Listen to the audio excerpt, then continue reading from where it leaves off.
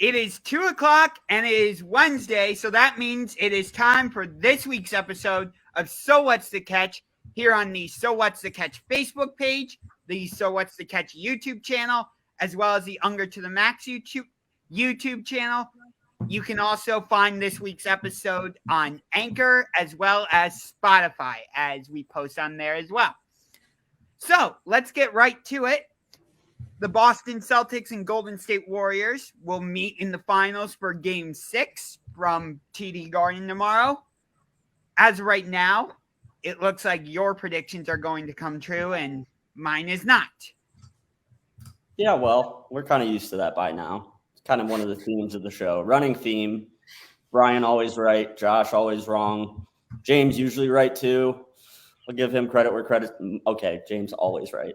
Yes. I'm mostly right. James is always right. I'm occasionally right.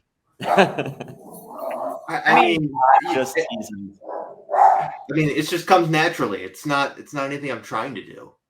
I mean, there's a reason why in the Facebook Messenger chat we call you the Quiz Master. I mean, sorry, I'm muted because my dog Gary is barking. So these newspapers, I swear, they just come and go as they please, and they're here every day. But yeah, so I apologize for the noise in the background. But yeah, let's get rolling. Yeah, no problem. So first of all, my bold prediction, it was completely busted right away in Game 1. My bold prediction was that not a single game in this series would be decided by more than 10. And again, I was dead wrong on that. But I thought it would be fun to go out on a limb and try it anyway. But I've enjoyed the series so far. The series has been fine, I guess. I mean, it's not really all that surprising to me. I see the Warriors, I see the Celtics. Warriors are up 3-2 now, and I think we're getting close to wrap it up time here. But I'm not really pulled in by all of this. It's not really intriguing to me. It's just kind of there. I'm with James. This series in general doesn't do too much to excite me. I just despise both these teams. I wish they could both lose. But yeah, that's kind of been the theme of the postseason. Like, none of the games have been particularly close, and it's like, I wish that these games would kind of go down to the wire, and, some of them have been a little bit closer, but right. It's kind of been the theme of the NBA this season. Like, it's like, if you win, it's a blowout. Like, I don't know. If whoever's laying the points, take it, because it keeps hitting. Mm-hmm. Yeah. And the wild card is here. There he is. There he is. What's up, Churk? Still here. How are you guys? We're starting off with the NBA Finals. Any thoughts? Still going Celtics, baby. You're sticking with the Celtics, okay? The refs. We're screwing them in the last game. Yeah. Oh, you're going down that road, are you? Are you really going to go down this argument? Yes. All right. I'm sticking with Golden State in 7. I'm not going to change now. Oh, so you're taking the Celtics to win Game 6 and tie the series up? Yeah, I think they'll tie it back up. But I do think that Golden State will win it back in San Francisco. I don't know. That was my prediction before, and it's like, why would I change it when it's right there in front of me? So yeah, I actually did have a funny thing that just happened recently. My friend asked me, who did I want to win? I said the Warriors to him just to get some reverse psychology, and the Celtics won. Okay. Interesting theory. What, are you going to try that again tonight? Is that what you're saying? Maybe. Well, Game 6 is tomorrow, not tonight. That's right. My bad. Yeah. Yeah, they just had a game yesterday, right? Yeah. Mixing up the days that the Stanley Cup and the NBA Finals are on. Which we will get to the Stanley Cup final at the end of the show. Oh, great. Yeah. There's nothing like hockey talk. Hey, everybody, sit here and wait for another hour and 45 minutes. We're talking hockey when we're getting out of here. Yeah, nobody's leaving now. But not with that kind of cliffhanger. That's called the long tease, my friend. You're welcome, James. You're welcome. No, but I'm not used to these three-day gaps between games. I think it's too long. Like, let's go I back. hate it. I want this series to end. I want to be fully focused on the Guardians baseball. Yeah. And until this series wraps up, it's kind of been and the draft. Yeah, so. Yeah, and the NBA draft. Where, it really has zero intrigue for the Cavs. I don't care that they have the 14th pick. Right. 14th pick doesn't excite 14th pick in the NBA draft. I mean, you can look at every single mock draft in the world, and you're going to see a different person at 14 every single time. Yeah. Right. Then you might even see projected trades and stuff like that. So it's like, what are we doing? Yeah. I mean, Right. who knows? They could get a diamond in the rough. It's not about the player. It's more about trying to project a player at 14 in the NBA draft. The draft's so volatile and it changes so much once you get out of the top 5. Okay. Yeah. The order and the way people are projected and to be it changes drastically. So when you're a fan of a team that's at 14, you're wasting your time. That's a fair point. I mean, nobody has any clue what we're going to do at 14. Yeah. Is the main point. You can write a million articles about a million different players, and nobody's right or wrong. It's just like so many things can happen between 1 and 13. It's hard to predict where they're going to go. Yeah, but, we know what the team's needs are. So right. That's totally a fair assessment. Latest mock draft I saw is that we would be taking Ojai Abaji, the small forward out of Kansas. I think that would be a good pick if that turns out to be true. Again, it's just a mock draft, so don't know anything. So obviously I'm not reading into it at all. But if that does happen to be the pick, I would like that. Garland, Abaji, Evan Mobley. I think that could be a good trio. I wouldn't mind that pick. I don't know if he's going to be down there that far, though. That's the only problem. I think he might be off the board by then. But if he's not off the board, I like that pick. I'd vibe with that, Josh. I like where you're thinking. Yeah. And I forgot Jared Allen, too. I think Jared Allen would also be Jared Allen, Garland, and Mobley have already formed a great trio. I think adding Abaji would enhance it. Mm-hmm. There we go. I'm back. Computer problems. Churk's in front of a brick wall now. This is great. Change my background. Nice. I'm in a pineapple under the sea. Yeah. I like your background. SpongeBob Fraley, or wait, Bryan Fraley pants. That's great. Bryan Fraley pants. I love it. Great. I can't even say it. Are you going to make us a Krabby Patty? No, I'm not going to make you do anything. No, I said, are you going to make us a Krabby Patty? No, I don't work for free. I mean, SpongeBob didn't work for free, did he? No, he got paid. SpongeBob got paid. We never see Mr. Krabs actually pay him, though, so I don't know. Oh, geez. I shouldn't have done this. Anyway, getting back to... Let's talk about labor laws. Welcome to So What's the Catch, where we talk about sports, but we also bring in other stuff. Yeah. It's not even hour 2 yet. I know, it's not even hour 2. Maritime laws are weird, too. Things go different on the sea. Anyway, getting back to the finals, if the Golden State Warriors win this, Steph's going to win finals MVP, right? Is that like a given at this point? I wouldn't say it's a given. I'd say it's probably the most likely scenario, but a given, no. I won't say it's a given. How come? There's too many people sitting there just trying to pump up Andrew Wiggins for what he's doing. I can see some bullshit narrative-driven finals MVP for Wiggins being like, the Cavs once had him. They traded him for Kevin Love. And then he floated around the NBA for a minute before he landed on the Golden State Warriors, a team that has a good culture. And look what they did.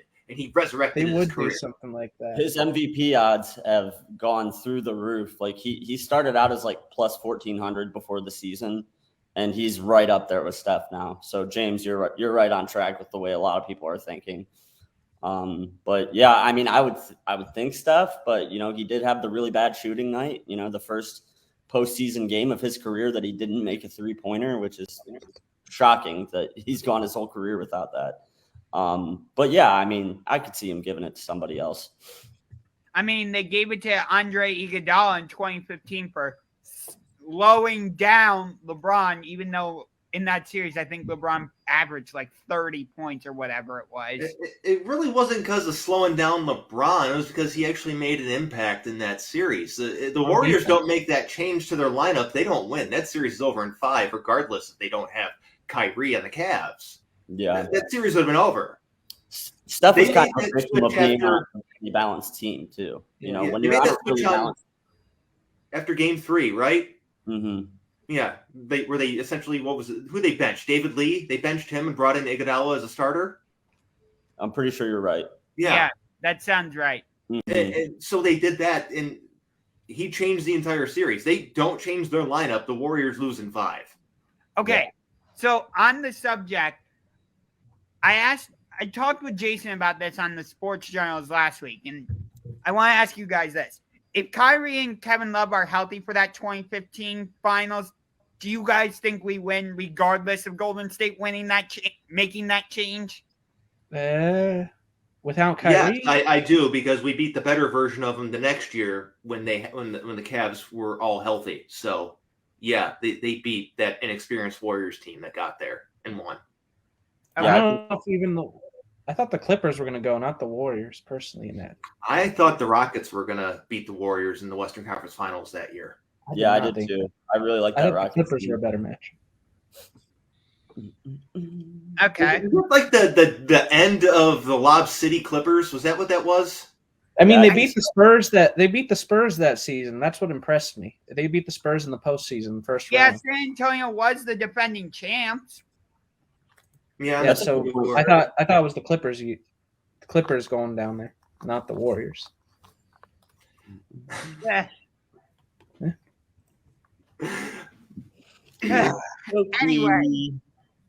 Anyway, so Colin Sexton, moving on from the finals, I guess already. Colin Sexton's drawing interest from the LA Lakers. The Pistons and Pacers have also expressed interest, and the Cavs are still in the mix. I don't know. I don't think that there's really a spot for Colin Sexton on this team. I have no problem with the fact that he's drawing interest from other teams and that the Cavs are entertaining the thought of, maybe moving on from him and trying to find some other pieces. So yeah, it makes sense to me. I don't have a problem with this. I'm with Bryan. I don't have a problem with it either. I mean, I've made my feelings about Colin Sexton very clear. I know when I said what I said, James laughed at me, but I stand by that. I've been saying the same things about Colin Sexton for a long time now, a very long time. You have.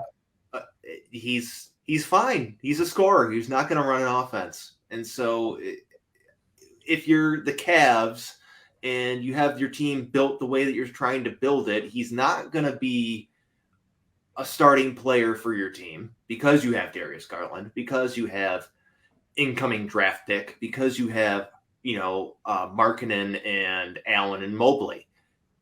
So you need someone around that second unit, and you might have some other guys that you're keeping that are currently under contract. And Karis LeVert, you might bring back Ricky Rubio, but we'll talk about that in a minute. But where would Sexton fit? And he doesn't. Yeah. Especially for a guy that reportedly is wanting starting guard money. Pass. Yeah. Hard pass. Because you're not going to be paying him starting guard money while you're paying as much money as you are to Jared Allen, you're paying as much money as you are currently to Lauri Markkanen, and the contract you're going to have to give to Darius Garland, and then later Evan Mobley. Right. So you get it from the perspective of broad perspective, big picture. Yeah. The Cavs need to think big picture. They overperformed mightily last season. They really set the table and found themselves an identity, and they've got a head coach that they're moving forward with things with. And I think it's really important to stay in that big picture mindset and not get too narrowly focused on patting ourselves on the back for having a good year. You know what I mean? It's good to me to hear that we're were expressing interest in making moves like this, because it means that they're looking, to try to eventually put a championship team together again. And that's exciting to me more than anything. Yeah, I agree with you, Bryan. I completely agree, actually, that I like that they're not looking like, oh, well, we're satisfied with what we did last year. There's no need to try and improve. They're trying to find ways to get better, see if they can move up in the Eastern Conference, because other than Boston, Miami, Philadelphia, Brooklyn, who else is there in the Eastern Conference? So Milwaukee. I said Milwaukee. Oh yeah. Chicago. Toronto. I'm not ready to say Chicago. Need to see what happens with Zach LaVine.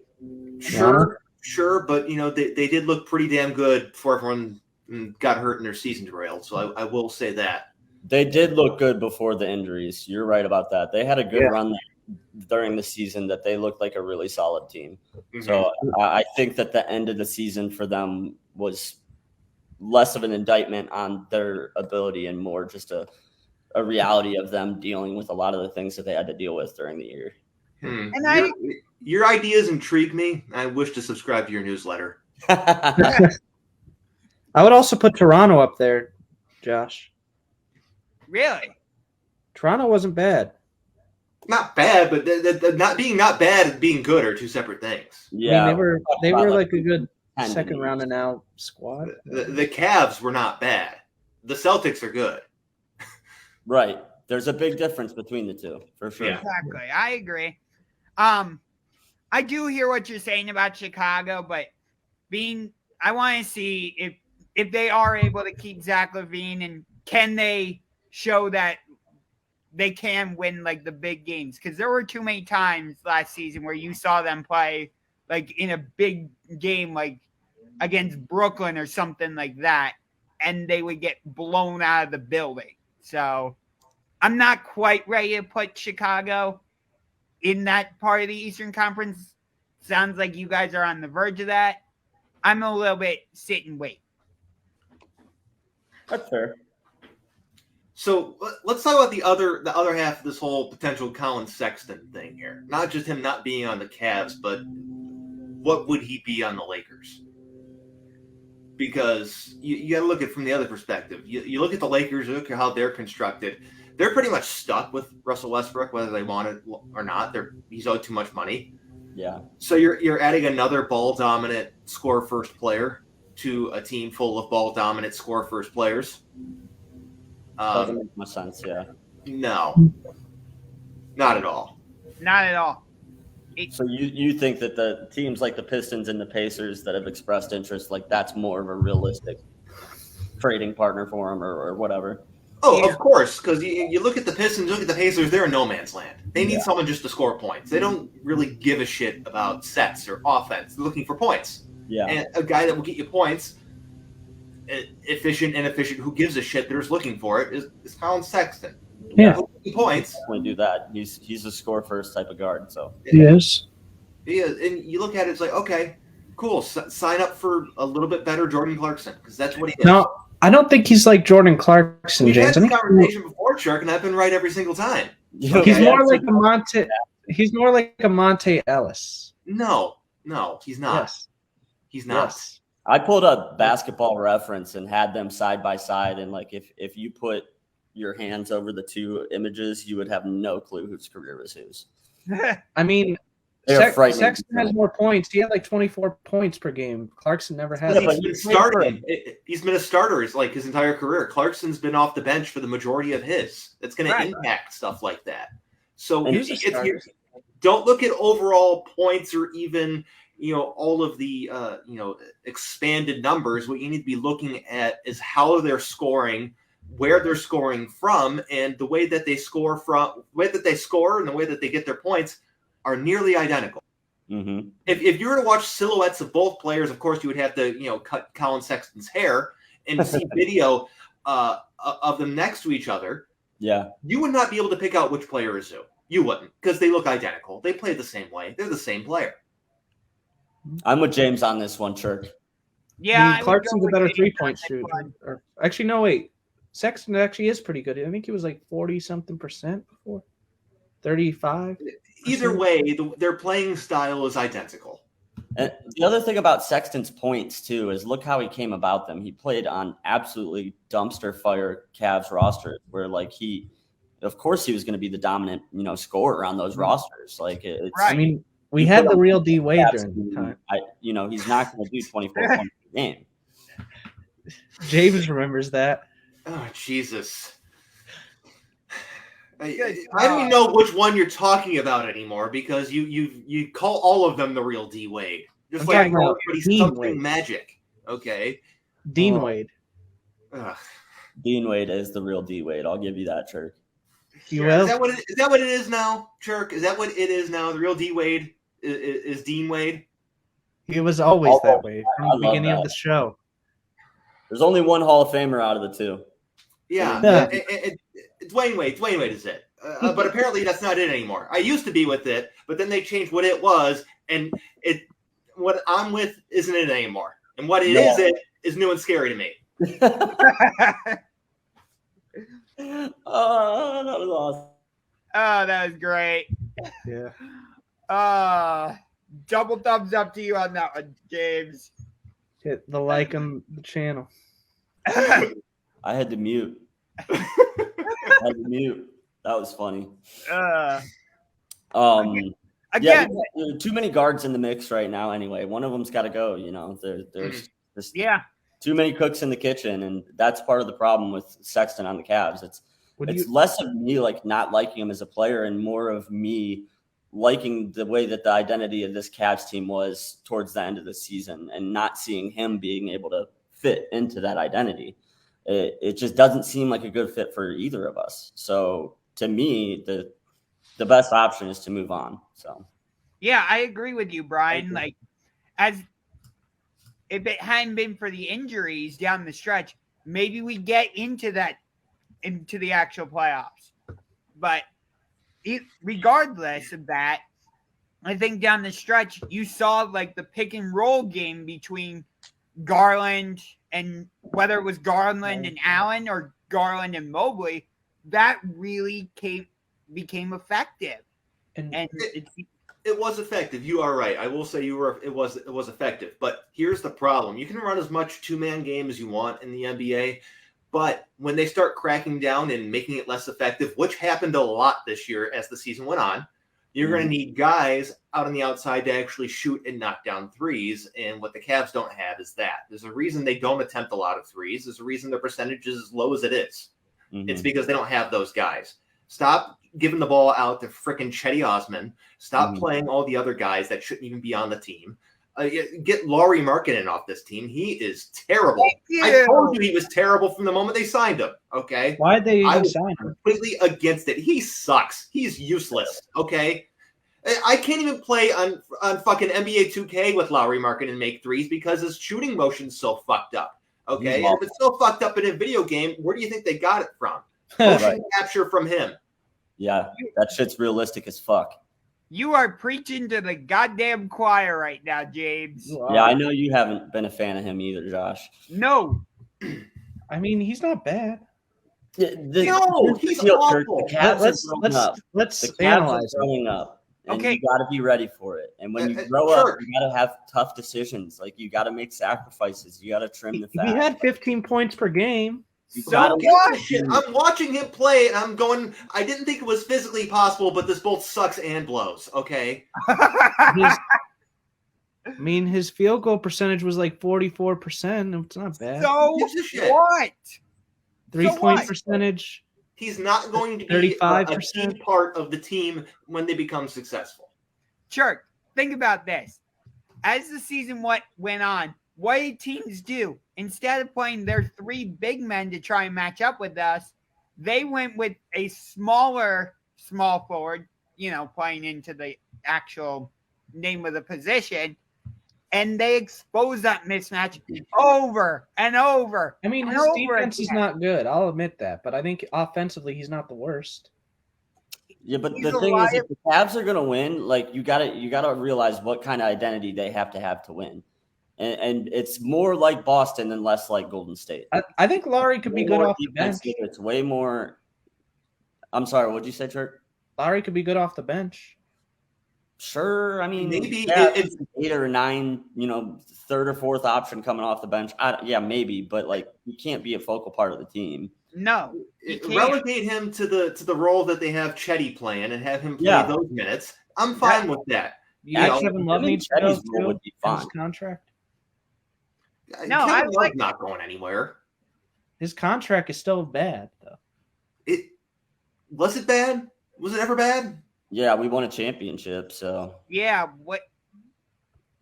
It's bad. what more do you want from the guy? He's 6th man of the year, basically, too. He should have been 6th man of the year, to be Yeah, honest. not he's made that much fucking money. ball for us. Like, It's this fun game everyone likes to play when a guy that's not a superstar player signs a large contract. Oh, his contract's terrible. Oh, it's overpaid.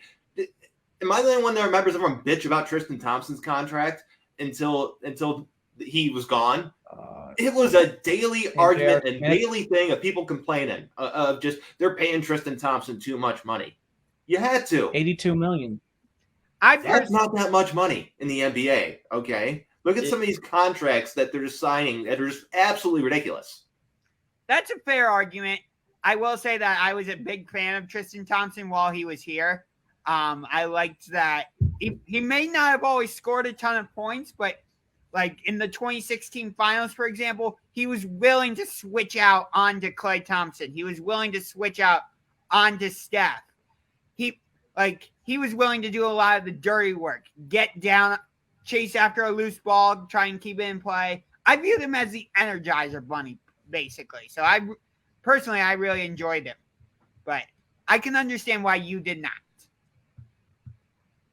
I was never a huge Tristan fan, but I understood the contract. You know what I mean? Like, Do I want to give a guy like Tristan Thompson a max contract? No, but I'm a basketball fan. Like, I understand why. And at the end of the day, when it comes down to it, like, we won a championship.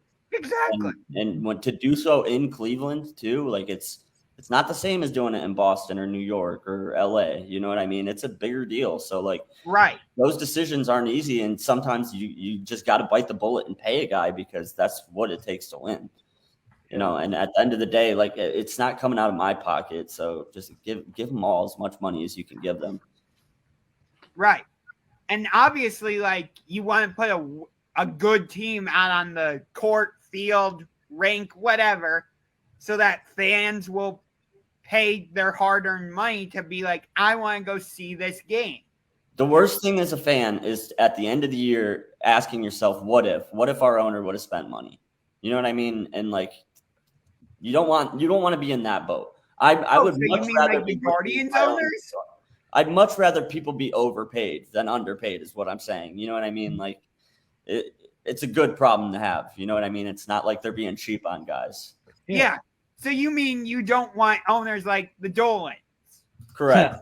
But you also got to think like it's not easy to bring free agents to Cleveland. So you got to treat these guys well late in their career.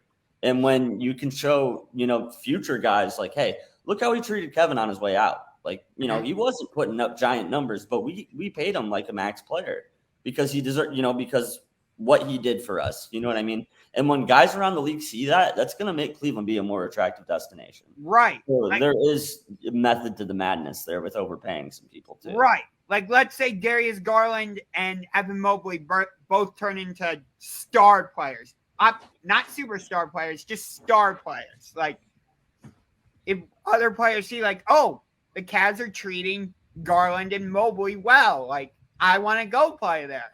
It's the same idea. Right, because you got to have veteran leadership to win championships, and it's not easy to bring those veteran guys in. Right. And I'm thinking out loud, too, that, if LeBron decides to finish his career in Cleveland, that's something we're going to have to be able to do. And for guys like Kevin Love to be like, look, it's a great place to come end your career. Like, they treated me like gold. Like, that's what you want to hear. You know what I mean? So, and we know that, Kevin Love had his issues with the organization internally and kind of worked through those. And so I ultimately think it's good that guys like them get overpaid. Yeah, I agree with you. I mean, I guess saying overpaid is, I'm using that flippantly too. I don't think Kevin Love was overpaid. I don't think he was either. I don't think he is. I mean, I'll give people Tristan Thompson. I get that people had a problem with him making a max, but Kevin Love, he's earned every dime of his paycheck in Cleveland. Yeah. Mhm. He's so much more than just a Cleveland athlete too. Like he does a lot outside of the arena. You know what I mean? He does a lot for mental health, does a lot for the community. So like you want to treat guys like that well. You know what I mean? So 100%. You do, because even when you got to think when someone who's as I guess out there as he is, putting stuff out there, talking about things every single time he goes out and does something trying to make a difference. That those two words, Cleveland Cavaliers, or I guess player, appear before his name every single time. Right. So you're getting noticed from that aspect, Right. as well. And times are changing. Like the game is not going to be owned by old whites for much longer. Like any of these games, like that generation is being phased out, and like these are the type of things that young fans care about. You know what I mean? Like they want guys on the team that make an impact in the community. They want guys that share their, struggles and try to how to overcome them and things like that. Like, so you got to treat guys like that well. And Kevin's definitely been that. So, yeah. And tying it into the next thing, like Ricky Rubio's on the Cavs radar. Sure, he didn't, before his injury, did he always score like 20 points for us? No, but there were other areas where he helped contribute to us playing well. Like, he was that veteran point guard who would be like, all right, let's slow everything down. Like, and him and Kevin Love played unbelievable together off the bench. They did. They were able to, recapture some of their magic from Minnesota a long time ago. yeah. But, you look at Rubio, he's a very valuable player for the Cavs off the bench. He did what you want a sixth man to do. He ran the offense. He scored, but he was able to actually, be basically the bench version of a starting point guard. He was actually still able to run plays and sets. And when Garland needed some time, Rubio could just be like, I'm gonna run the first team for a minute and be able to, I guess, hold down the fort and keep things going. And that's huge. Yeah. Having those type of guys that can do that are ultimately the difference makers, which take teams from, where they are to that next level. I mean, you can even look at like the Warriors now and Warriors back in 2014-15. Look at some of the guys in that team. It was Andre Iguodala, who was a veteran. You look at Sean Livingston, who was playing in a very similar role. Festus Ezeli. Oh God, that guy. But I'm just you look at those guys. They had roles and they had places, but they were able to do more than just be a backup. Maurice Space. That's what Rubio is. He's more than just a backup. He's not a first five guy. He's not going to be the starter, but he's a last five guy. Like he's a guy that if you've got a guard that's in foul trouble, like having him on the court in the last 5 minutes of the game, he has the veteran presence to not bungle that. And that's super valuable. Like we've seen how many of these games, like how much things can change in the final 5 minutes. And Rubio's the kind of guy that like you in those final 5 minutes, you can have him in there and not be worried about him fucking things up, to be frank. Yeah. I could trust there him are plenty making of the point free guards. I'm thinking of guys like Russell Westbrook and shit. Not that he's a guard, but look at Draymond. Like they haven't been using him at the end of games. Like there's guys. He fouls out too much. Yeah, he's playing with complete reckless abandon in this finals. He's like, how can I do the most amount of damage before I get essentially done for the game? Damage on the scoreboard and damage literally through fouls. Mm-hmm. Right. Yeah, it's a liability to have a guy like that on the court in the last 5 minutes of the game. It's so to have a guy like Rubio off the bench is super valuable because he's a point guard. He's a court general. And you need to have a guy that like if you never know. NBA Finals, our starting point guard might be hurt, and then you're stuck with Rubio for a game or two. Like that happens. We see it happen all the time. Like you need to have a deep enough team to make a deep run. And he's a guy that fits on the bench perfect.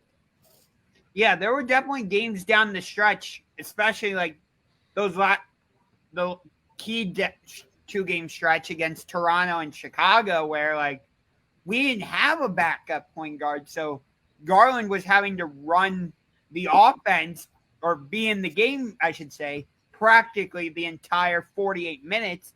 So by the time you get down to those final 5 minutes, like what you're talking about, Bryan, Garland was completely worn down and the offense just didn't seem to flow right.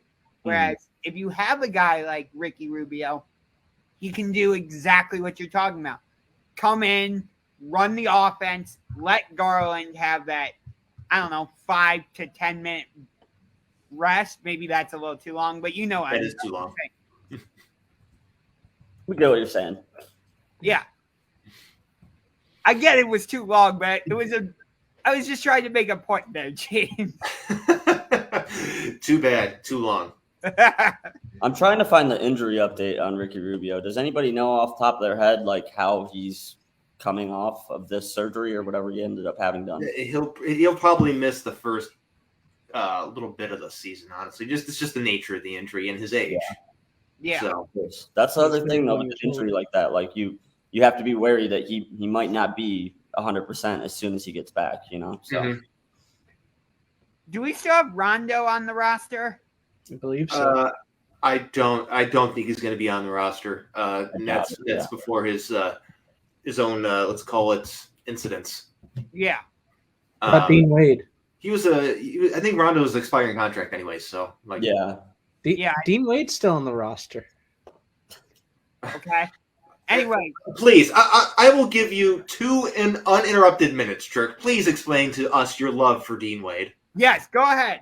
We will give you I'm not going to do that. the Dean Wade minute. I'll give you 2 uninterrupted minutes. He just was the GOAT. That was all. No, keep going. You got more. You got more time. Go. Why do you love Dean Wade? I mean, he just looks like the average Joe, and he's not. Where did he play in college? Yeah, Kansas State. Oh, look at you. Nice. I got that one right, didn't I? Did get that right. Yep. He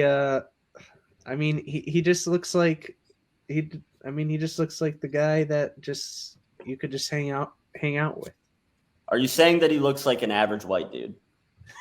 Yes. That's what I'm hearing. I'm hearing is like what I'm hearing. It's like a Bryan Scalabrine or trying to think. Adam Sandler. No, I was thinking he's like a Bryan Scalabrine, or when we had like I don't know. We all know the value of a Bryan Scalabrine. What year was Dean Wade drafted? I don't know that one. 2019. I was going to go with trick question. He wasn't, but man, what are your guys' thoughts? Your projections. Oh boy, not good. What are your guys' thoughts? On what? Dean Wade? Yeah. Let's get the performance of the 10 most comparable players. You ready for some of these? I'm ready. Please, I am so ready. Cameron Johnson, Matt Bullard, Don Ford, Tyler Kavanaugh, James Ennis III, James Jones, Eddie Robinson. These are the guys that he's projecting out to be over the next few seasons, according to 538. Actually, I stand corrected. Dean Wade went undrafted in 2019. I thought James was right there. I didn't think he went in the first. Did he deserve to be? Why is he still on this team? You're the one that just brought him into the conversation. You love this dude. You're asking why is he still on the team? Oh, explain yourself. I don't know. I just think it's funny he's still on the team. Churk, you're the one that's like obsessed with him, and now you're the one coming back. You just turned on him so I think hard. him and Taco's pretty similar to Dean Wade. No, Dean Wade's actually useful in a way. Taco's not. Dean Wade playing 5 to 7 minutes a game is actually useful. Taco playing 2 or less isn't. Ooh, Dean Wade is making more money than Rondo was. That's interesting. He is really? His salary is $1,700, or I'm sorry, $1,700,000 as opposed to Rondo's, which is $1,669,000.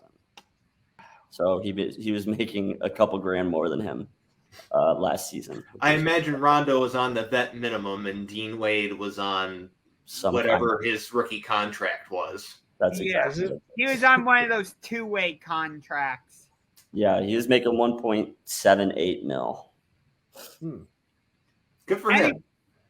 Anyway, the Utah Jazz are interviewing Sam Cassell for their vacant head coaching position. I think he would be a great head coach for them. Sam Cassell's got a lot of experience assistant coaching throughout the years. I mean, he might be. I don't know. I mean, I really don't know about his actual ability as a head coach. Looking at it from the Jazz perspective, I don't know if I like it so much. They're kind of a fork in the road. And I understand, eventually everyone has to get their start somewhere. But I don't know about this for the Jazz. I mean, this could really go south fast if it doesn't work. They're already on shaky ground with their roster, how it already is, and now you're going to bring in some guy who has no coaching experience to try and handle that. This is a tough sell for Utah fans. I don't know how anybody would be on board with this. Like, the last thing they need is to bring somebody in at head coach that's unproven. There's just so many question marks with that team going forward right now, and they've come up short time and time again. So to think of hiring a guy that has zero head coaching experience, to me, it's kind of a puzzler. I don't know. He's been like a long-time player, and I thought he was already kind of a coach there. Playing and coaching are two totally different ball games. Some of the best players of all time cannot coach to save their life. And coaches, he was a role player. Sam Cassell was not a role player. He wasn't a superstar. Wasn't a superstar, but he was not a role player. Towards the end of his career, sure. Sam Cassell was a very important player for all the teams he was on. Yeah. And he peaked. I think he peaked later. He was a late bloomer in the league. I guess. Anyways, I mean, it can go one way or the other. Honestly, they could be hiring Sam Cassell and get Luke Walton head coach, or they could be hiring Sam Cassell and get Steve Kerr head coach. You're right. Okay? That's the thing about a guy like that. You don't know. It's a very much an unknown quantity in coaching experience. Oh, by the way, we can thank the Detroit Pistons for fucking everything up over the past decade or so in regards to the NBA landscape, choosing Stan Van Gundy over Steve Kerr. Thanks, by the way. Oh, that was awful. That should go down as one of the worst decisions of all time. Yeah. Hindsight, definitely. Yeah, the Pistons tend to screw things up like that. So, I know where they were thinking. They've been relatively just kind of floating through the abyss for a while now. They were steady for probably around a decade or so. Then everything just kind of fell apart, and after that, it was just. Didn't Stan take him to the playoffs though? Surprisingly. Yeah, he took them to the playoffs, and the Cavs wiped the floor with them. Okay. Yeah, and then they had Dwayne Casey, and that worked out pretty good too. Yeah. Last time I remember the Pistons being relevant was in the early 2000s. Late 2000s. They were still good in the late 2000s. When they had Blake Griffin, I guess they were kind of relevant. Not really. They existed. They were there. They were not. They went in the playoffs. They weren't basement. Dude, Churk, don't you remember that first round series against Milwaukee? No, they not only did they get swept, they got destroyed in every single game. Yeah. It wasn't even a fun first-round series to watch. You're just like, okay. Going into each game, I was like, okay, how badly is Detroit going to get destroyed this game? It's just the Pistons were good for a minute, okay? And it's been a minute since they were actually good. Looking probably from around 2002 to probably 2010, the Pistons were good. So about a decade. Yeah. Maybe like 2008 or 9. I'm not sure. Well, 2000, getting around to 2010 is the tail end of their relevance. And once they got rid of Chauncey, that's when it was over. Yeah, once they acquired Allen Iverson, everything was pretty much over at that point. It was over. It was. Joe Dumars wanted Allen Iverson for the Pistons for a very long time. He almost had him 6-7 years prior. But one no-name center on the Sixers, Matt Geiger, wouldn't waive his no-trade clause. And a trade wasn't there was a trade agreed to. It was going to happen. He was going to be a Detroit Piston. Allen Iverson. Matt Geiger played with Allen Iverson. Yeah, he wouldn't waive his no-trade clause, which kept Allen Iverson in Philly. Ugh, that is so. He was almost a Detroit Piston much earlier. So Philly fans better thank Matt Geiger. I'm surprised you don't know who Matt Geiger is. Yeah, I know who he is. I just didn't know about that part of him. I didn't know who he was until you brought him up. I mean, I knew he was like a backup center. yeah, he wasn't good. He played behind all the other centers that the Sixers had, whether it was Theo Ratliff or Dikembe Mutombo at various times. Theo Ratliff wasn't bad for them. Theo Ratliff was fine. I remember Theo Ratliff. He played for the Pistons for a minute too. That's who kind of Jared Allen reminds me a lot of. Kind of. I would say probably Jared Allen's more athletic. Maybe DeAndre Jordan. That's who he kind of reminds me. I'm not sure.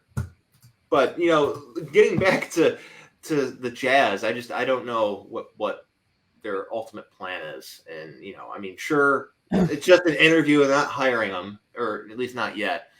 But it's an interesting, I guess, coaching interview to have. Yeah, I agree with you. And who knows what the heck the Jazz are going to look like.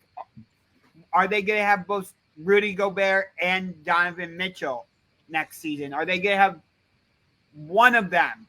Are they going to have neither of them?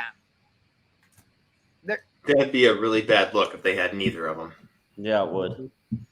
That'd be really bad for them. I mean, if you're a Jazz fan and living in Utah and they trade away Rudy Gobert and Donovan Mitchell, you not only do you not have any players to watch on your basketball team, that's in addition to living in a state where music is banned and you can't dance.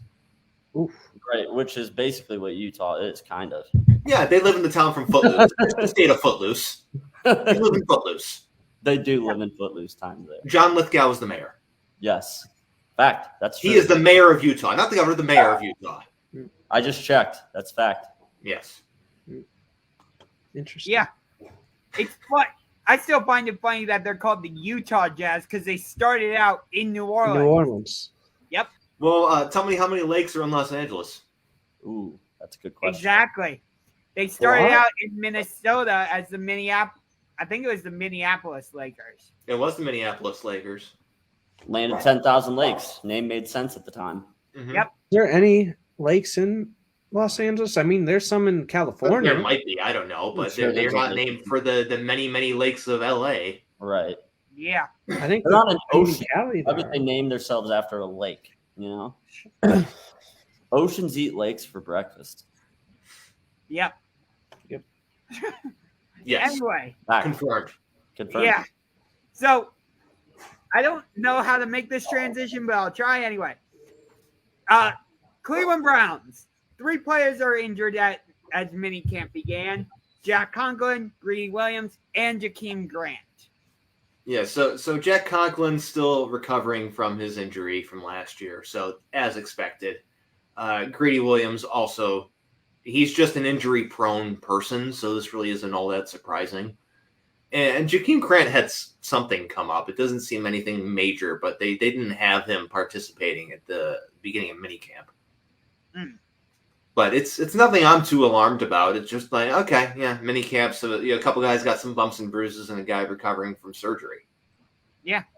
Yeah, we're still so far out from the start of anything that it's just kind of non-story. Yeah.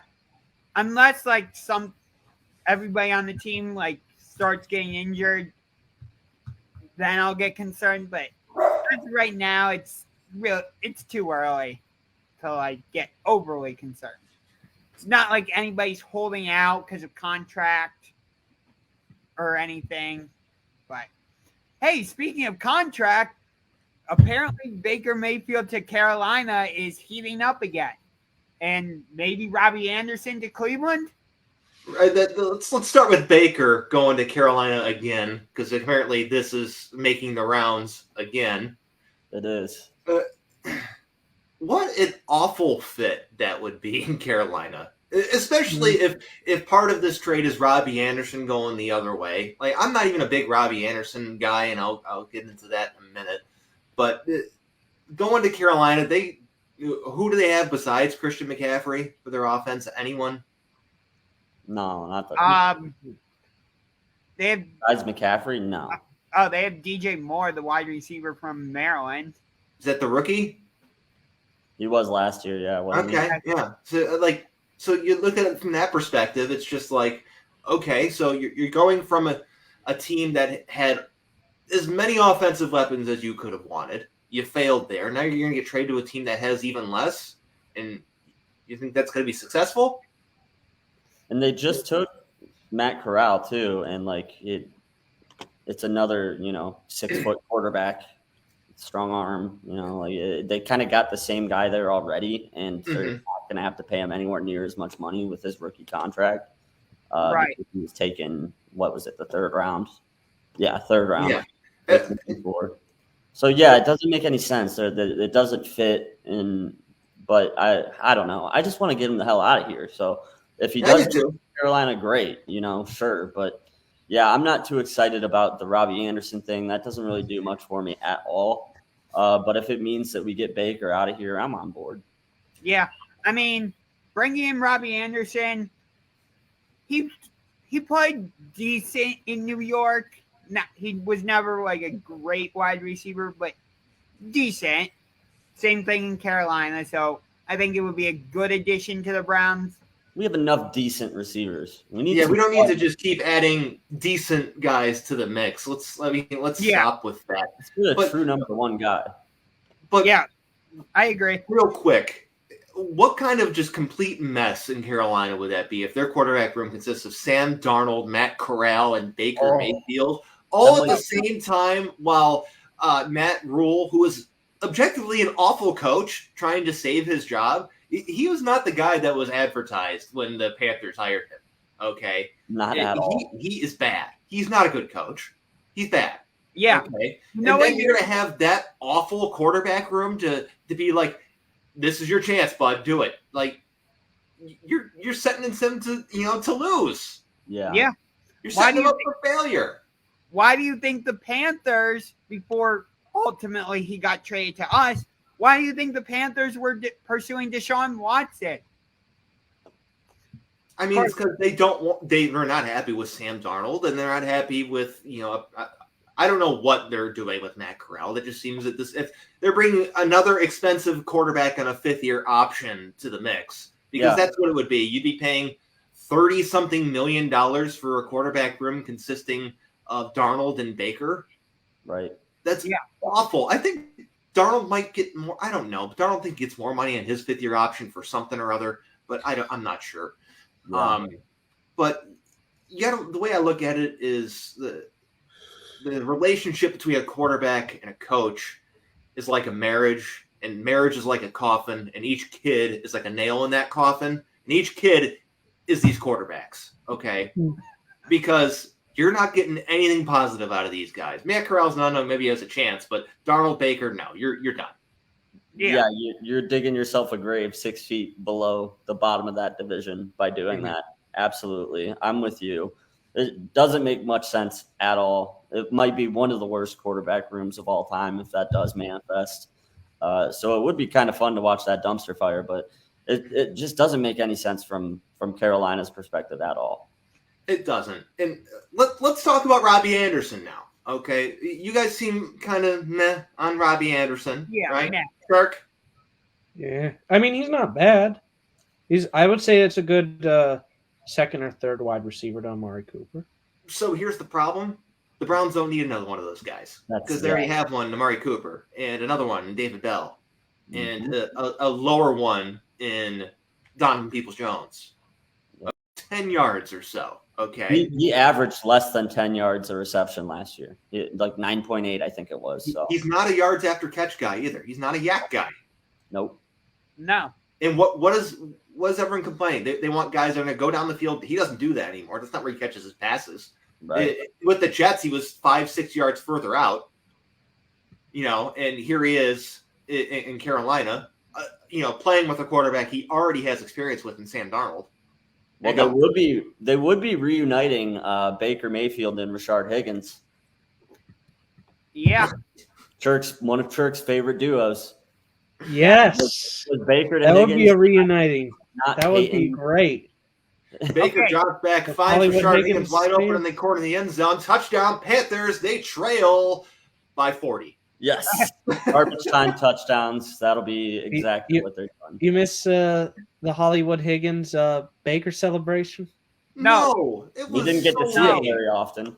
It was so lame. Okay. Why was it lame? I thought it was really lame. I was not a fan of rolling out the red carpet for a guy who decided to call himself Hollywood, and every single time he catches a pass goes like this. Like, who the fuck do you think you are, worst Greg Little? How about we don't celebrate first down? He's better than Greg Little. Is he? Is he though? Is he really? You got to be a star if you're going to go by Hollywood.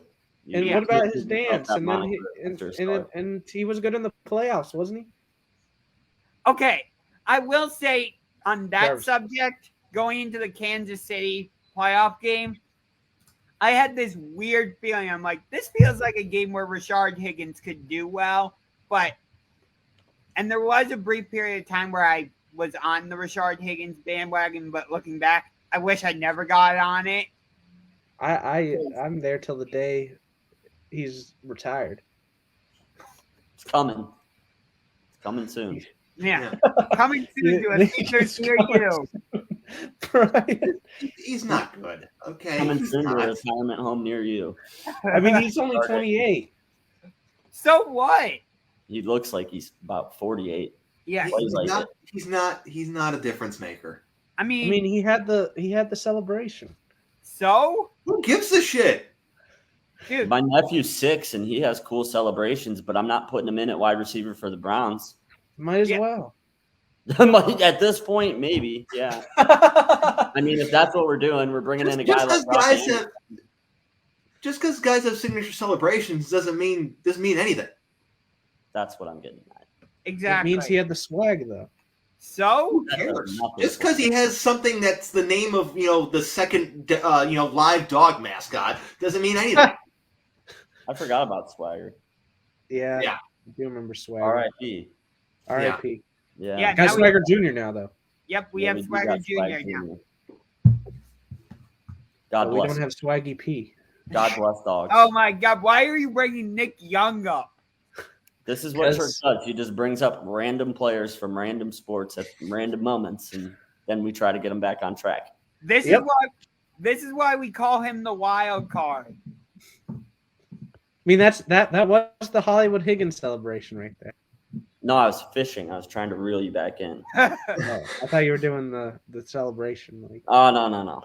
I mean, the only thing I can say is, like, if Baker Mayfield gets traded to Carolina, it would make for an interesting storyline, I guess, going into that week 1 matchup since we play at Carolina. But he was not going to start. Who cares? Man, yeah. You don't think Baker's going to start? No. Do you think Higgins is? He would not win the starting job over Sam Darnold. I'm sorry. I hate Sam Darnold, but Baker wouldn't beat him out. Yes, that is fucking hilarious, actually. He wouldn't. Like those were the 2018 first round picks. So who cares where they were drafted? What are they now? Let's not focus on sunk cost fallacy here. Let's focus on what you actually have. You have 2 below average quarterbacks who aren't even going to be on your team next year. Yep. And you Which got Hollywood one can actually see over the line? Sam Darnold. Yeah. Which one can make post-snap reads? Neither. Which one's faster? Baker. I don't know. Darnold, I don't know. Darnold might be just as quick as Baker. They both suck. Yeah. And what about Hollywood? Is he actually going to see the field? Serious question. He might with that wide receiver room. Yeah, he might. I'm pulling up your depth chart now. They didn't draft a single offensive player except the tackle they took in round 1, too. So they did not add any weapons to that room. Which is puzzling to me. I thought for sure in the draft they were going to at least get, a back or a receiver that could make an impact on their offense. But yeah, and they got Christian McCaffrey. There's a reason for 15 plays week 1 till he gets hurt. That's it. He's made of glass, unfortunately, and he plays a position that you get 3, 4, 5 good years out of a guy if you're lucky. So to try to build your entire team around him is just like, what are you doing? Right. I feel bad he's on that team still. Like, because that guy, he didn't have to sign that contract. He didn't have to sign that contract with them. So I don't. You got your money. I've seen. He got paid. Think about. We already had a contract conversation earlier. Think about every single team that signs what's perceived as a bad contract or a guy that gets hurt all the time. We've seen it here. A lot. Yeah. I agree. Remember, hey, Dallas signed Ezekiel Elliott to a contract extension. How's that contract looking? Ugh. Yeah, that's a good point, Josh. Not very good. Yeah, he's not playing particularly well. No. So, I mean, he didn't have to sign that contract. So that's what I'm coming to. But is looking at the Panthers depth chart, Higgins is among the backup group of receivers. Okay. Yeah. I think he should be starting. Of course you do. Of course you do. That makes sense. He'd be great. In what world? Like an alternate universe? In 2020. What? Boy, I just cannot wait for this Jacoby Brissett versus Baker Mayfield battle. Yeah. I would love to see that. I mean, it's not going to be Baker. No. Looking at the Panthers' first 4 games, they host the Browns, then they're at the Giants, host the Saints, and then they host Arizona. I see maybe 1 win in there at most. They'll beat the Giants because the Giants are just as bad as they are. Mm-hmm. That's what I'm saying. That would be their only win. I don't see them being us. I don't see them being the Saints, and I don't see them being Arizona either. So 1-3. Talk about a guy who's kind of turning into a bit of a bust, Saquon. I mean, production-wise, he is not. I mean, he averaged like 3.4, 3.7 yards a carry over the past 3 or 4 years. Like his yards per carry numbers are dreadful. Yeah, he can't stay healthy either, so. Yeah, he's kind of similar to McCaffrey a little bit as far as. That's what I mean. That's why I was saying McCaffrey was miles ahead of anything Barkley ever did. Yeah. And Barkley got hurt much younger. I know people are like, oh, you can't do that, but I'm going to do it anyways. Just like as much as I criticize every USC quarterback for sucking, I criticize pretty much every player out of Penn State for getting hurt all the time. Yeah, they do. Palmer. It's a fact. Penn State players are injury prone. Fact. Yeah, that's a fact. Yeah, I cannot dispute that one. Yeah, just in general, Penn State players, I agree. I mean, shit, we had one a long time ago. His name was Courtney Brown. He had a knee made out of glass. LeVar Arrington got hurt all the time, too. Yeah, Saquon's 2021 stats, he averaged 3.7 yards a carry in 162 attempts. Not good. No. Less than 600 yards. So, that's what happens when you try to build an offense around a running back. It's like even when you got a guy that you think is a slam dunk, like a McCaffrey or a Saquon Barkley, it's still such a risky move. Mm-hmm. Yeah, the failure rate is incredibly high. Yeah, exactly. It just doesn't make much sense to try to do. So if the Panthers are still touting that, like, we're building a team around Christian McCaffrey, like, I don't get that. No. Speaking of NFL teams that are blue and have a cat as their logo, the Detroit Lions are signing Devin Funchess. Tight end. Yeah. Yeah. Wide receiver back to tight end. So the guy who came into Michigan as a tight end was played out of position as a wide receiver, got drafted out of position as a wide receiver, is now moving back into the position that he wasn't very good at to begin with. Sounds and like it's a tight end in Detroit. So came real full circle there. Yep, sounds okay. So it sounds like he's where he should be in he Detroit. sounds like the Tyreek Evans of the NFL. What? How? Tyreek Evans was at least intriguing in the NBA for at least a small period of time. Devin Funchess. What I'm saying is was. they played him out of position all the time. Yeah, Sure, but Tyreek Evans was at least intriguing. Funchess never was. The problem is that Funchess is so bad at tight end to begin with that like it's hard to argue that moving him to receiver was out of position. He's kind of a positionless guy. He reminds me a lot of a tight end in Cleveland, actually. David Njoku.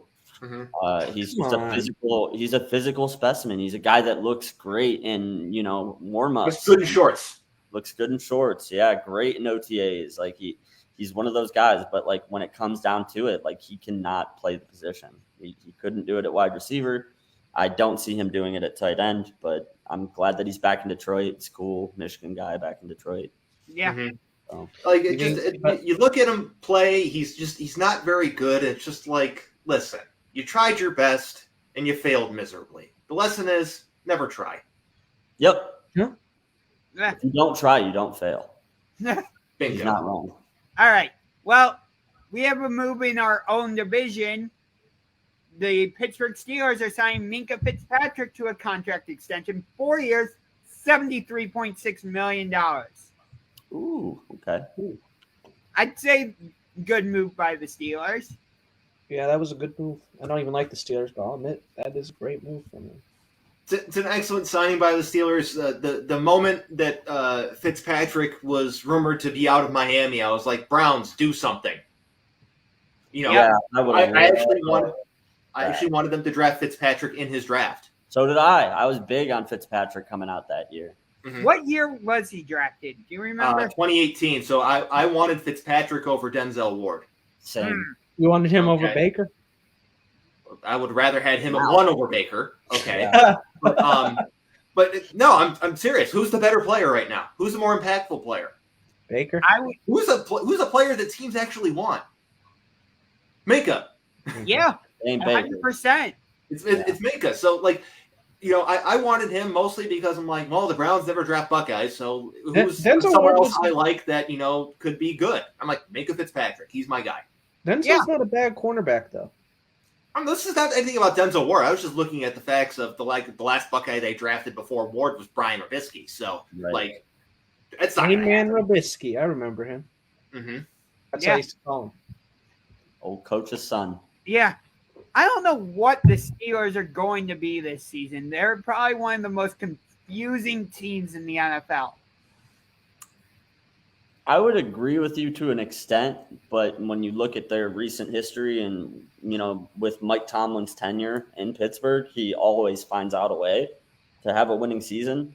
So until they don't, I'm still going to give them the benefit of the doubt and say that they kind of got things figured out and they're making the right moves. It's all going to come down to quarterback play, though, and that's just what's going to be kind of a wait and see thing. Right. But to write them off, I think would be foolish. Right. And a lot of people are thinking that they're not going to compete at all. And I don't think this division is all that great. So I think that they have a chance. Yeah, by no means am I completely writing off the Steelers.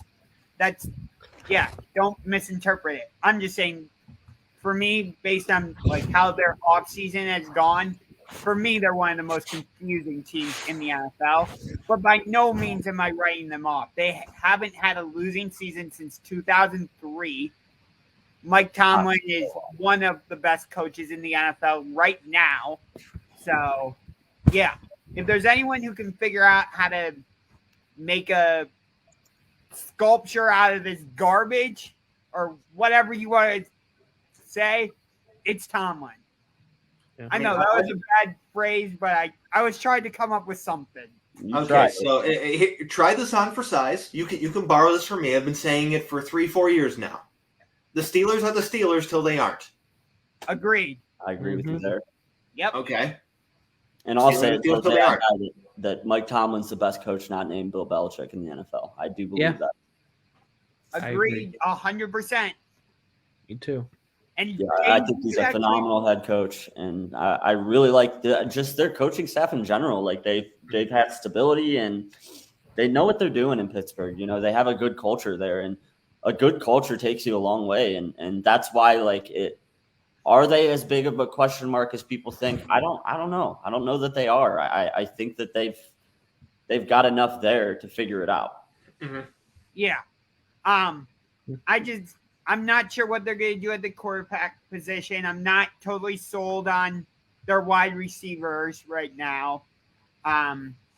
Their offense, I saw some holes in their offensive line. So I guess it's more the offense that I have bigger question marks about for them versus the defense. Because even though I'm a diehard Browns fan, I love TJ Watt. He is phenomenal. And if the Browns aren't playing and the Steelers are playing, I'm like, I want to watch TJ Watt because he's going to make some type of play. Speaking of players that I wanted the Browns to draft instead of the guy they did draft, TJ Watt.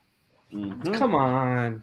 Yes. I mean, Come on, no, it's not literally, bad. I was like, oh my God, they traded up. They're going to get TJ Watt. They're going to get TJ Watt. The He's the Browns best draft David player. Njoku. Yeah. Motherfucker. TJ Watt is Yeah. the best defensive player in the AFC. Okay, that was bad. Okay. Wait, did you think about Or this? Jabril for a second? Peppers too. Ugh. Ugh.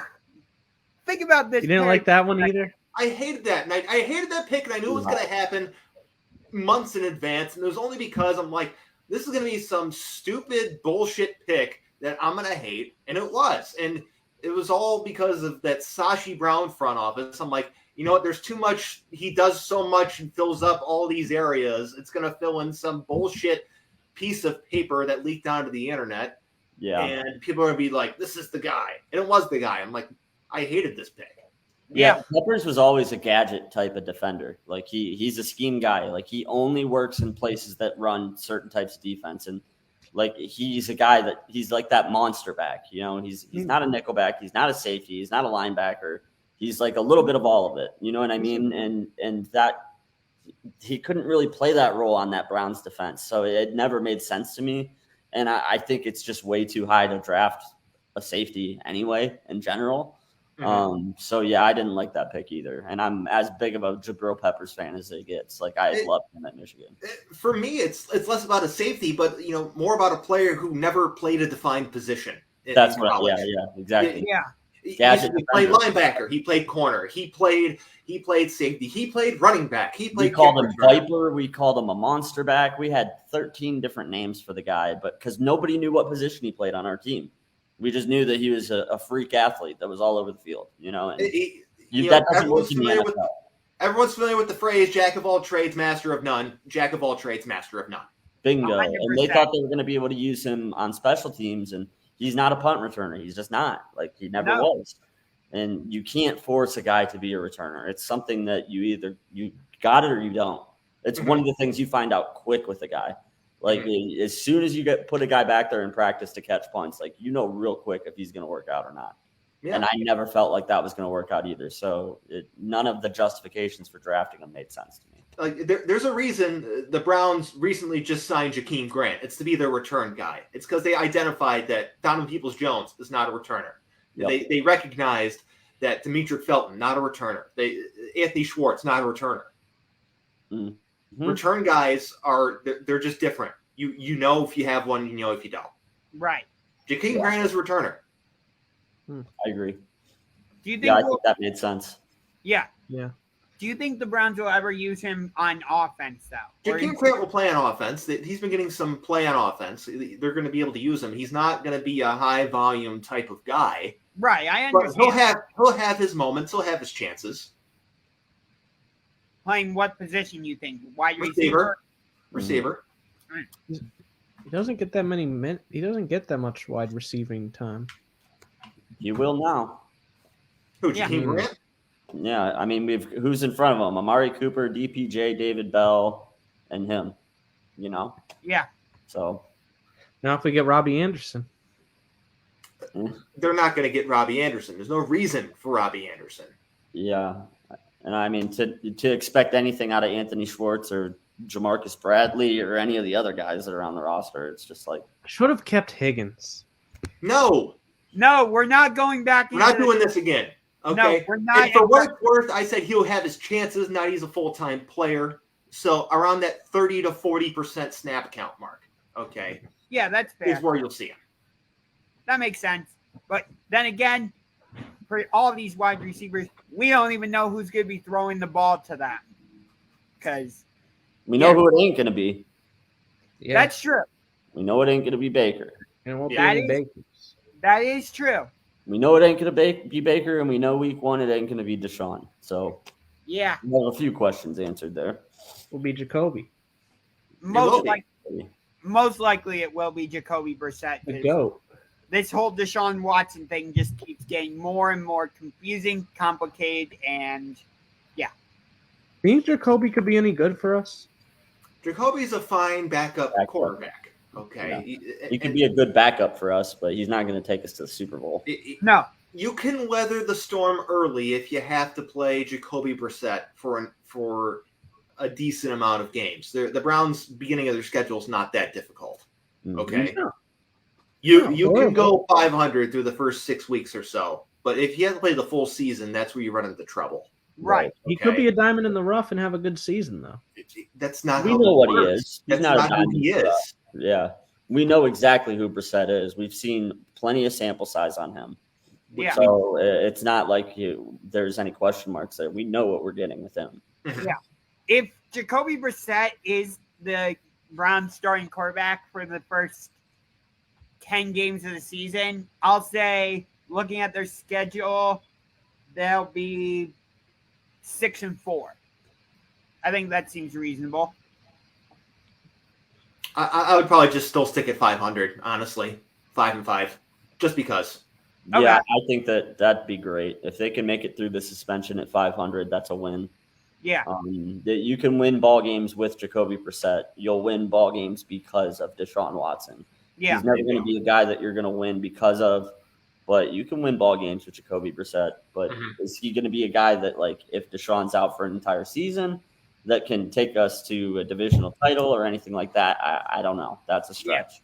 I don't think so. He benefits from playing in a really weak division. I will say that. Yeah. I think the Browns can, even if Jacoby Brissett is the starting quarterback, I think the Browns can start the season 4-0. They've got at Carolina, home against the Jets, Thursday night against the Steelers, and at the Falcons. I really do think we could start the season 4-0. Maybe. It all depends on how everything sorts out, honestly. We don't know how everything with the quarterback situation is going to sort out. We don't know what injuries any of these teams are going to sustain, including Cleveland. So things could look a lot different, not just, a week from now, but months from now. Right. There's so much time for things to change. Right. And we will do an official schedule prediction show closer to the season. But that's my early assessment anyway. So looking at Major League Baseball, or quickly, we'll just mention this. Major League Soccer, MLS, is going to stream exclusively on Apple TV. Yeah, I don't know what the hell they're doing here. Major League Soccer has already had a difficult time, putting a real foothold in the television market here. And you're going to go exclusively to a streaming service. Like, sure, you're still working out with some of the regular television, broadcasting avenues, but to start off, this extreme with going exclusive on Apple TV seems like a misstep for me. This is how the NHL lost its foothold back in the day when they signed on with Versus exclusively for their television rights. Okay, and they never recovered from that. Okay. So looking at it from another sport that's not one of the big three or even big two, okay, because baseball can barely even make its way into there. This just seems like a mistake to me. I agree with you 100%. Like you said, Major League Soccer, it's still trying to find its foothold in this country. And you're going to go with not broadcasting on ESPN or ABC, something like that. You're going to stream exclusively on Apple TV. No, that's not how you're going to attract a big audience. What do you think, Churk? I mean, I don't think it is going to attract a big audience, just like Josh said. Just it's Apple TV. Every single time, like you see something that's exclusively a streaming thing, the first thing you see from everybody is just constant complaints, being like, "Why do I have to go watch this on some streaming service? Why do I have to watch this on Facebook? Why do I have to watch this on YouTube? Why do I have to watch this on Amazon Prime?" Nobody likes it. Nobody likes it. Yeah, it's like when the Guardians played exclusively on Peacock on, what was it, Sunday? It was Sunday, yeah. It was the 11:30 game on Sunday, yeah. And one of their 3 games against the Dodgers is exclusively on Apple TV. I think it might be the first game. Did we move to MLS signing with Apple TV? Yes. Yeah, what are your thoughts on it? MLS is a niche market, and I think that can work on Apple TV. Because I do think that Apple TV users are it's a niche thing. You know what I mean? It's younger. Sure. It's a younger, techier thing. So I honestly think this could work for MLS. But it doesn't excite me. I think it's a whole lot of money that they're giving them, and it's pretty ambitious. I'll say that. But I think it can work. I think if any sport can work on Apple TV, soccer might be it. My concern is getting actual viewership. Oh, that's going to be hard. It's going to be very hard. So that's my concern. So you look at MLS, it's made a lot of progress since it started. Yes. But it still has a long way to go. It's still getting, establishing themselves, with their own thing. I think this, in regards to that, it may not have been the right decision.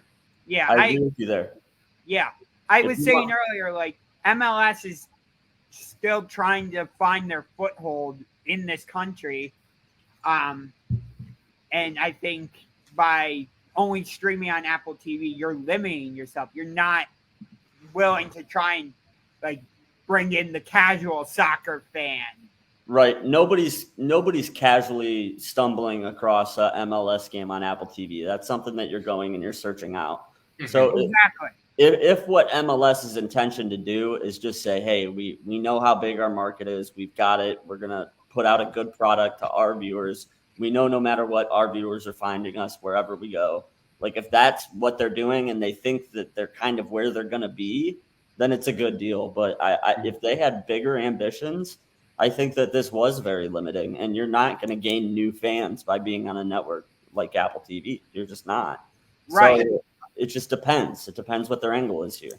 I thought of something. You are a soccer fan just like myself here. What is one of the big soccer fan things they like to do? They like to go to a bar, all hang out, and watch the game, watch the match, if you will. How many bars think are going to have Apple TV ready for them to stream this? I don't think many. That's a good if any. point. So, sure, there might be some smart TVs, sure. Mm-hmm. But a lot of the TVs that exist in places, I'm not talking like a Buffalo Wild Wings, of course, but even those ones aren't smart TVs, but they're more of the pub style places that people like to go to. They're more of the local places. Yeah, the places that carry soccer games are your ale houses and your public houses. Yeah, exactly. Yeah. And you're not going to find Apple TV there. So that's a really, really good point. Yeah. So you're doing some damage to businesses that way. You know what I mean? And now you're not going to have all these people getting together in big groups and rooting together in a local public place. It's going to be some guy's house. We got to go to Bob's because Bob has Apple TV. Yeah. Right. I will say this on the Apple TV side of things, I think it's a slam dunk because of the reason I said. The people who are fans of MLS right now, they're going to go find the product no matter where it's at. They're a very niche fan base that are passionate. Yeah, I agree with you. So I think that on Apple TV's perspective, this is a slam dunk. But yeah, for MLS, it's a bit limiting. And it might turn away big names in the future to know that I'm not going to have a shot at being on ESPN in this country. You know what I mean? Mm-hmm. So Ronaldo, Messi, all these guys that, potentially could end their careers in MLS. Really? I'm going to go and be on Apple TV? They're used to being watched by billions of people. Mm-hmm.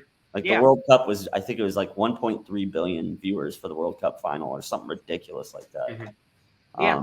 So yeah, it makes sense for Apple, not so much for MLS, but I don't think it's going to hurt the league. I just don't think it's going to help it. I'm trying to become a bigger soccer fan. So I'll admit I'm not nearly as big of a soccer fan as you guys are. Well, I do watch MLS Cup though. I've watched it in the past because it's a championship game, and I'm like, I want to check this out. But like, if MLS isn't a good place to fall in love with soccer. Right. It's not. Here are my suggestions for you, because this is the path I took that actually led to me falling in love with soccer. World When Cup. the World Cup comes on, watch the World Cup. Number one. Oh, I'm going to 100%. Okay. Play FIFA. Mhm. You will learn the game. You will learn the players. You will learn a whole bunch of information really quickly. Okay. Those two things led to me falling in love with soccer. Yeah, in my opinion, FIFA is the best sport simulator game that there is on the market. I love FIFA, always have. And yeah, the World Cup, it was the World Cup in Germany in 2006. Like I was already a Manchester United fan. I watched some of those early 90s teams growing up that were on ESPN randomly with Beckham and Giggsy and all those guys. But that World Cup in Germany was like when I was like, oh shit, this is an amazing game. And then same thing, went out, bought FIFA, and then boom, it was instant love affair. But yeah, MLS is not gonna be a good place for people to start. It's a good place to go to once you understand the game, but the quality isn't gonna knock your socks off. Right. Yeah. Start with World Cup. You're going to see most of the best players in the world at the same time. If you're looking for a league to watch, Premier League. Yeah. It's the best league. Yeah. I actually followed it on the day Man City won the league. There you go. Yeah. I was actually like intrigued by it. I'm like, oh, this is actually really cool.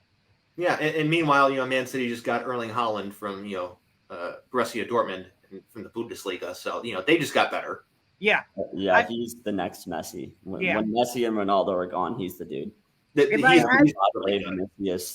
the next wave of people. If I had to pick a Premier League team that I root for, I guess it would be Chelsea, but that's very loose. I'm not I would not consider myself even close. You're not watching it really right now. You don't got to swear allegiance to any of these teams, and if further down the line, decisions and the way a club is performing, you end up changing your mind. That's perfectly acceptable. Yeah. The way I'm looking at how Manchester United's currently operating, the fact that Paul Pogba is going back to Juventus after his time back in Manchester, has gotten me quite frustrated, to be honest with you. I just don't understand why it never worked in Manchester. It doesn't make any sense. It doesn't make sense. He's a world-class midfielder, and it's a world-class team, but it just never. Manager turnover didn't help. Styles, different schemes, tactics, sets, all that stuff. It's so much stuff changed. Then you see he's gone. I think Juan Mata's gone too, and whatever. But not trying to go too deep into soccer talk here because I could do this for hours. Right. Looking at Major League Baseball, we got an intriguing game going tonight on FS1. It's the Brewers against the Mets. I think I had in my predictions, I had the Brewers winning their division. I don't think I had the Brewers and Mets matching up in the playoffs, but hey, if things work out right, I could see this possibly being a playoff preview. I know the Brewers aren't playing great right now, but I think they can still play it together. Corbin Burns is pitching for them tonight. Yeah. They've only won 1 out of their last 10, so they're not playing the best baseball right now. But they are also only a couple games back. So, yeah. They who are the Mets starting tonight? It is, let's see. I'll tell you in a minute. It is Peterson. Okay, David Peterson's all right. Lefty, more finesse pitcher than power pitcher. So yeah, he could. Just it all depends on how the Brewers lineup approaches. Peterson's not going to go deep into the game. Not that I think, at least. Yeah. So, Peterson, he's fine. He's perfectly perfectly good for the spot start role, pitch a couple innings. But the Brewers are just not as good as I think they could be. Honestly, That's fair. Yeah. Yeah, that's fair. Right? they just play in a shit division, so that's helping them out a lot. Yeah. So the Brewers have not submitted their lineup, but as of right now, this is how the Mets are going to line up for tonight. They're starting Nimmo's batting first. Then it's Starling Marte, Frankie Lindor, Polar Bear, Pete Alonso, your guy, Jeff McNeil, Eduardo Escobar, Mark Canha, Luis Guillorme. Sorry if I mispronounced his last No, that's right. You got it right. You nailed it. And I'm going to try and get this last guy's name right. Patrick Mazeka. I got to look at how his name's spelled. I've heard it. Mazika. Okay, so I was close. Yeah. I'll give it to you. Yeah, Mazika. Brewers are 34-29, and the Mets are 41-22. Mets are good. Mets Yeah. are Mets good. are good. Mets are good and they're playing good baseball. Brewers are it's kind of on the border and they're not playing great right now. So timing wise, yeah, but they got Corbin Burns pitching. This is the matchup you want if you're the Brewers. You want to have your ace on the mound going up against a team like the Mets. So Yeah. if they're going to have a shot to win a game this series, this is the one. Mm-hmm. Yeah, I agree. Especially when it's one of the Mets lesser starters and David Peterson. It's not McGill, it's not Scherzer, it's not DeGrom, it's not even Cookie. Right. You know what I mean? So for you, I know we did this kind of recently, but who's been the most disappointing team for you so far this season? For me, it's got to be the Mariners. I saw what they did to end the season. I'm like, okay, they're going to continue to take a step forward, contend for a playoff spot. Maybe not the division because I understand the Astros are still there, but I thought, okay, they're going to contend for a wild card spot, and they're not right now. So I would probably go, to be honest with you. I'm just checking the standings on my phone. It's not loading up on my computer. White Sox. Bryan, me and you talked about this yesterday. White Sox. Yeah, White Sox, super disappointing year so far. Yeah, they're just not good. Yeah, I agree. Although they're kicking the Tigers' ass today, it's 11. Because the Tigers are somehow worse than they are. Yeah. Okay. Yeah. Yep. I regret picking them to win the division, and I regret picking That Javier was Baez. crazy talk when you did that. Yes, I also horribly regret picking Javier Baez to win American League MVP. Maybe that was also a poor decision. Maybe I don't know what the hell I was thinking. I wish time travel was real so I could go back in time and change that. Listen, if time travel was real, I would have infinite funds. Okay, Yeah, And me too. that's would be the result if time travel was real, or I had access to Not time feeling travel. guilty for those infinite funds. I would have infinite funds, and I would make sure the Browns. I'd own the Browns, and we'd have a perfect draft history and win every game every year by 30 points. But you would have that with a lot of hindsight, right? But that's how it works. Yes, I would go back and be like, these guys are good. These guys are terrible. Don't hire this guy. Don't sign But him. Here's That the guy's thing: gonna they break might his not leg. fit on the team, so it might not matter. Anyway, I got a team. I'm going to go with the Angels. Most disappointing team.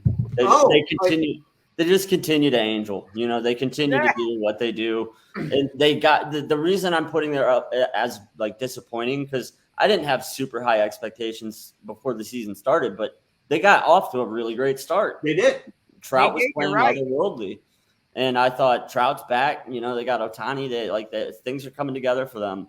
And then the rails just completely fell off. And we saw Mike Trout go on a historically bad run. And things are just not good there right now. The manager's gone. yeah. So I'd put them up there. I think that they're one of the more disappointing teams obviously right there with the Chicago White Sox. Yeah. Because this is not a good division. The White Sox should be in first place. Yeah, I agree with you about the White Sox. I also agree with you about the Angels, but for me, it's the Mariners.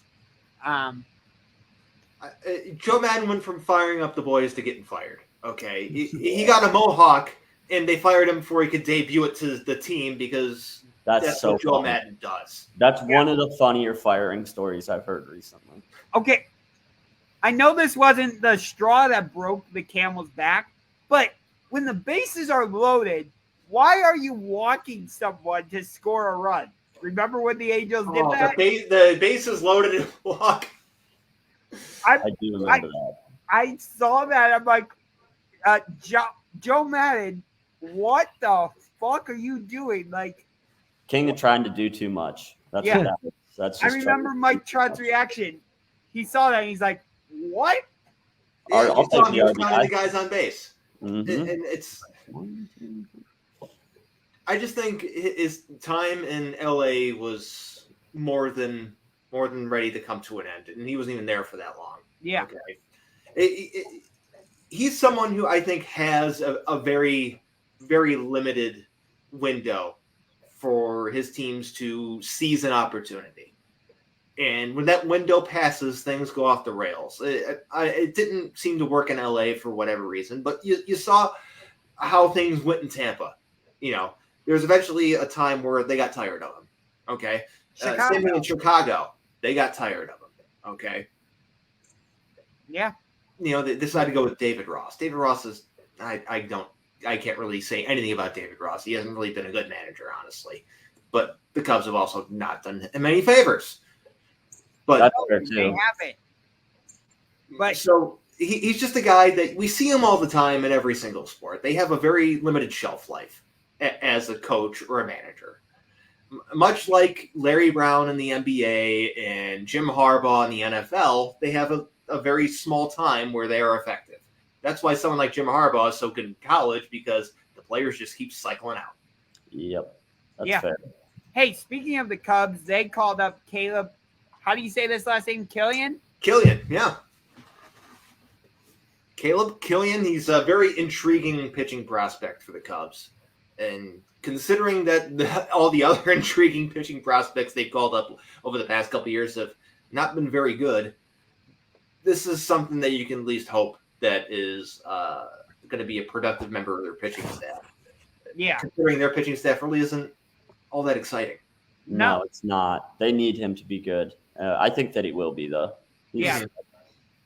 For the Cubs to be in fourth place, okay, like considering their team, it makes sense. But for them to be behind the Pittsburgh Pirates, like, okay, that's where the issue really is. Like, how are you behind the Pittsburgh Pirates?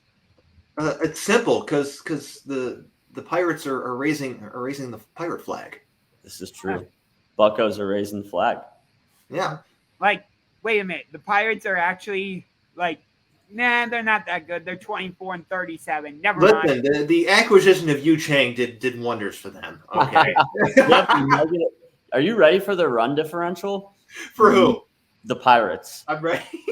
Minus 103. Oh, God. Minus 103. It's the worst in Major League Baseball. It's such a shame, too, that the Pirates just can't seem to get their shit together, because PNC Park looks beautiful.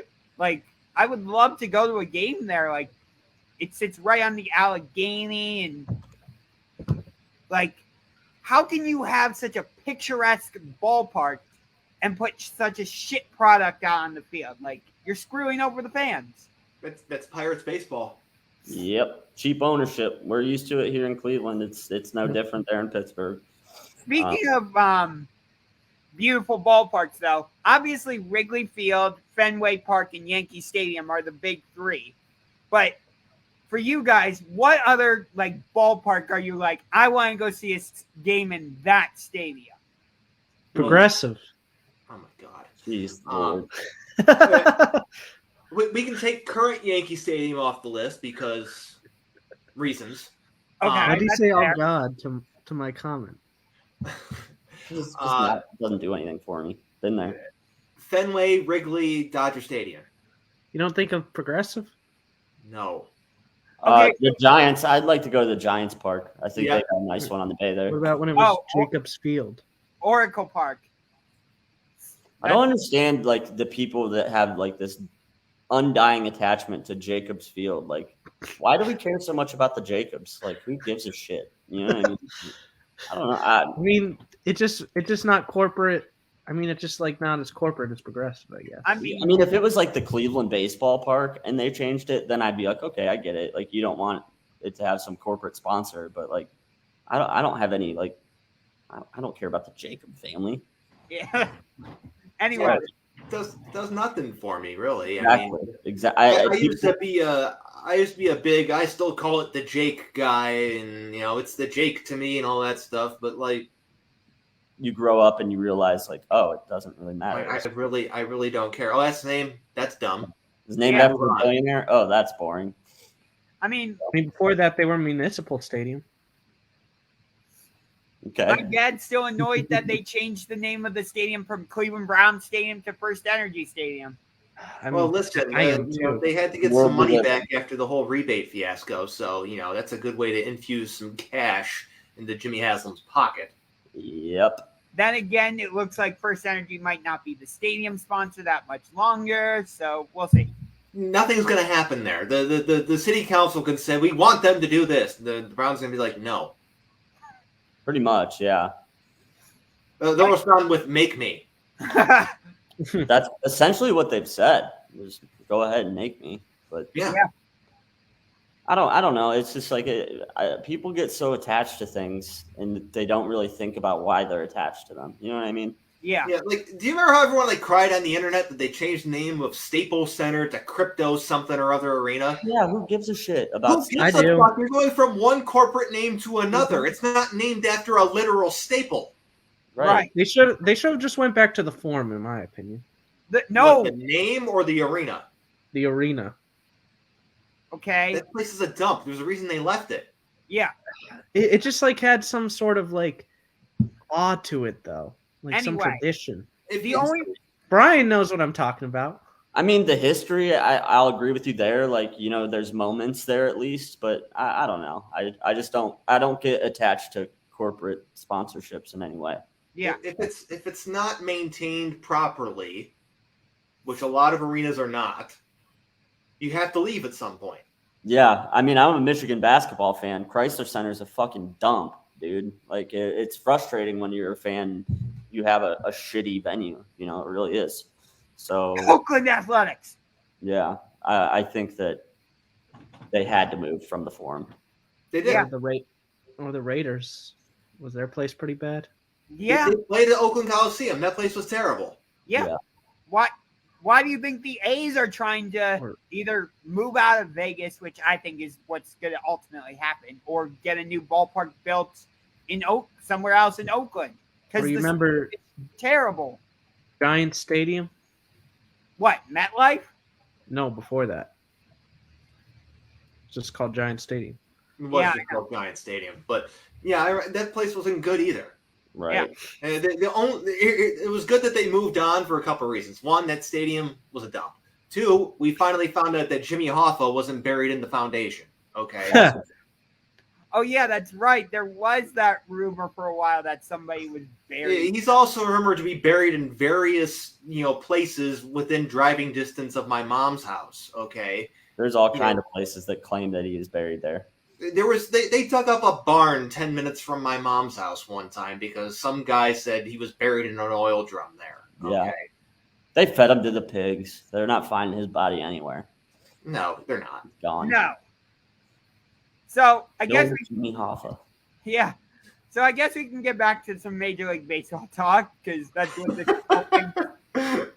That's what this whole thing started out as. We went from baseball to the mob. Yeah.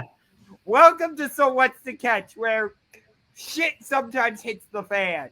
We can make this come full circle. Baseball to the mob to gambling to Pete Rose back to baseball. Baseball. Oh, look at that. There you go. Full circle. And back to Dean Wade. Lost a no-hitter with 2 outs in the 9th inning. That's so close. Yeah. Yeah, that is a bummer. I always feel bad. I always want to see history, especially in baseball when it's a 162 game season. Like, even if it's my team, like, we're gonna lose some games. Like, I want to see a freaking perfect game. I want to see a no hitter. Like, I always want to see those things. So whenever they get ruined in the last moments, I don't get why people like get off on that. It's like, why would you not want to see it? Why would you not want to witness something that's historic? You know what I mean? Yeah, I agree. I would have been cool to see. If we've had one no hitter this year already. I think so. Yeah. I mean, anymore no hitters, it's pretty commonplace compared to the way it used to be. You know what I mean? Yeah. So, But Yeah, you know, we had, I would have like, liked to see it. ridiculous number of no hitters in perfect games last year. There hasn't been a perfect game in like a decade. Or no, but no hitters. He was right though. Last year there was like, There was a lot of no hitters. The Guardians got no hit 3-4 times. yeah. Well, there was no perfect games for like a long time, and then all of a sudden in the early 2000s there was like a run of like 6 or 7 like right back to back. But there hasn't been a perfect game in a while. When was the last one, James? I can't think off the top of my head. 2012 Felix Hernandez. I think you're right. Yeah, think, King Felix. I love King Felix. Yeah. I was watching the Guardians A's game the other day on Peacock, and Dallas Braden was on the broadcast. Love Dallas Braden. Yes. Love Dallas Braden. Man. He said that I think he had a perfect game. His was the 19th, and if I remember correctly, he said that 23 in Major There are League. 23. His was the 17th. Yeah. Oh, well, he was off by 2 then, because he said 19. Yeah. So his is the 17th. He had a perfect game against the Rays on Mother's Day. Yeah. Yeah, that's awesome to do it on Mother's Day too. Mm-hmm. Yeah. So yeah, I'm now 1-1 at Guardians games because I was at the game on Saturday where we looked good early, and then Oakland just hit 4 or 5 home runs, including that grand slam, and I'm just like, well, shit. The good thing is we haven't seen that a lot this year. There haven't been many games where that happened. You know, that was anomalous. And there's a reason I didn't tell you I was going to that Guardians game on Saturday, because I remember your threat from the first time around against the Royals, and I'm like, oh shit, I don't want to get suspended. If we lose, it's your fault. That's always the deal. If you go to the game and they lose, you are 100% responsible. Damn it. Did you say Dean Wade is too? No. Yes, always responsible for every perfect game. Yes. Dean Wade would look good at first base, right, Churk? He looks like a baseball player. He'd be like Richie Sexton out there. Richie Sexton. That's that all was a pretty past. Hey, speaking of All the Guardians, lanky. that was a pretty gutsy win by them last night against the Rockies. Or Taco on the bench. Yeah, that was a good win last night. It is the Rockies, though. So, there's always that. It's the Rockies. But Yeah, Taco. you want to see us do it against a team like the Yankees, not the Rockies. But, yeah, you're right. It was a gutty win. Yeah. It was Shane Bieber was pitching well, and then just wrong pitch at wrong time again to Charlie Blackmon to tie the game up. Mm-hmm. This is a tough road trip for them. I mean, Rockies, we should be able to win that series, but then you got to play the Dodgers in LA for 3. The Dodgers are projected to be a World Series favorite, and then you got to play the Twins, which are they legit? No, but are the Dodgers still considered a World Series favorite? I don't know that they are. I don't think that they are anymore. At the beginning of the year, I would agree with you, but I think the Mets look more like a World Series team in the National League than the Dodgers do. Personally, but that's just my opinion. Interesting. I picked the Dodgers to come out of the NL in the World Series at the beginning of the year, but same. From what I see right now, I think that the Mets are playing better ball than the Dodgers right now. They are. Yeah. And the Braves are playing great baseball too. I'm not saying that they're going to finish like they are now, but they're not the only team in the National League that has a shot at winning the World Series. Like, they're not a heavy favorite anymore. Right. Right now, the Mets do have the best record in the National League. Mets are 41-22. If it wasn't for the Yankees having like a plus 130 run differential, like, the Mets would be the best team in baseball right now. As of right now, do you think we're getting a all New York World Series between the Mets and Yankees? As of right now. If I had to put money on a team from each league right now, it would be the Mets and the Yankees. Mm-hmm. So yes, right now we are on a collision course. I just need to see, Frank the Tank go to the Bronx for a World Series game. It's so good. It'd be so awesome. The subway ride there too is gonna. I just can't wait to see him in all his Mets gear, in his doom and gloom, taking all of his doom and gloom to Yankee Stadium. Considering all the dislike towards Joe Buck in his World Series broadcast, I think people are gonna be like, "Oh, I'm actually gonna watch the World Series now because Joe Buck's no longer broadcasting them." Nobody didn't watch the World Series because of Joe Buck. Give me a break. Anybody that watched it on mute, but they still watched it. They still watched, yeah. Like I get that there's a lot of people that don't like Joe Buck because he doesn't suck their favorite team's dicks off. But, do you remember when he got mad at Randy Moss for celebrating? Oh yeah, I remember. Everybody has moments. He said it was a disgrace. Yeah, he doesn't feel that way now. Yeah, he kind of has grown and evolved a little bit as a personality. So I just don't get the Joe Buck hate personally. I don't. When I watch games with him commentating, I personally enjoy it.